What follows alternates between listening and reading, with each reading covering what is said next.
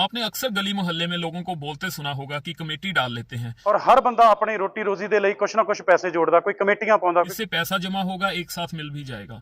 लेकिन क्या आपको पता है कि ये कमेटी सिस्टम कानून के हिसाब से लीगल है या फिर इलीगल?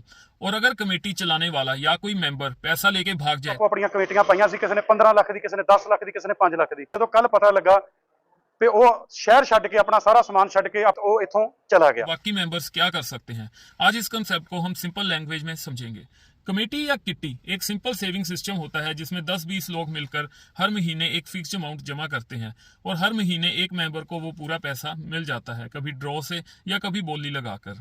इस पर कानून क्या कहता है? अगर ऐसी कमेटी फ्रेंड्स, ऑफिस स्टाफ या मोहल्ला के लोगों के बीच है और पब्लिक से पैसा नहीं लिया जा रहा तो ये इलीगल है।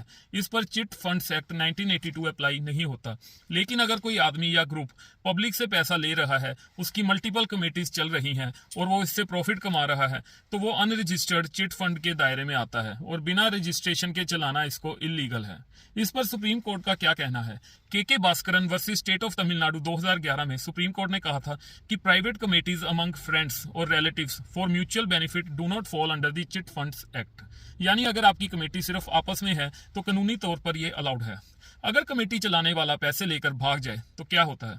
अगर कमेटी चलाने वाला पैसे लेकर भाग जाता है तो ये क्रिमिनल ब्रीच ऑफ ट्रस्ट होता है, यानी कि सेक्शन 406 आईपीसी। और अगर शुरू से ही झूठ बोला था उसने या धोखा देकर लोगों से पैसे लिए थे तो उसके ऊपर सेक्शन 420 यानी कि फ्रॉड, चीटिंग भी उसके ऊपर लगेगा। सब मेंबर्स मिलकर एफआईआर कर सकते हैं, व्हाट्सएप चैट, बैंक प्रूफ और रिसिप्ट्स अटैच करके। साथ ही पैसा वापस लेने के लिए आप सिविल रिकवरी सूट भी उसके ऊपर डाल सकते हैं। अब जानते हैं कि अगर एक मेंबर कमेटी का भाग जाए तो क्या होगा। अब मान लो कि एक मेंबर भाग गया तो ये डिपेंड करता है कि कमेटी चल कैसे रही थी, यानी कि कंडीशन क्या रखी थी स्टार्टिंग पर कि कौन लॉस बियर करेगा। अगर तो सब इक्वल मेंबर्स हैं, कोई एक ऑर्गेनाइजर नहीं है, तो सब लोगों में इसका लॉस डिवाइड होगा। लेकिन अगर कोई ऑर्गेनाइजर था जो सारी जिम्मेदारी लेता था तो वो सारे लॉस के लिए लायबल होगा, बाकी मेंबर्स को उसके अंदर डिस्ट्रीब्यूट करने की जरूरत नहीं है।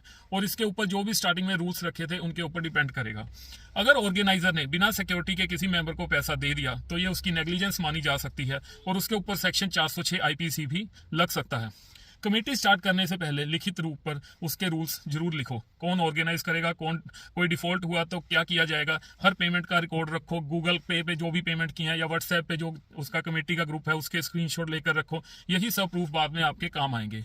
तो कमेटी चलाना गलत नहीं है, बस उसको ट्रांसपेरेंसी और लिखित रूल के साथ चलाना जरूरी है। कानून कहता है कि ट्रस्ट करो पर प्रूफ के साथ। और अगर कोई पैसा लेकर भाग जाता है तो घबराओ मत, कानून आपके साथ है। और ऐसी इन्फॉर्मेटिव वीडियोस के लिए मेरे चैनल को आप सब्सक्राइब कर लीजिए और अपने यारों दोस्तों के साथ इसको शेयर जरूर कीजिए। Thank you.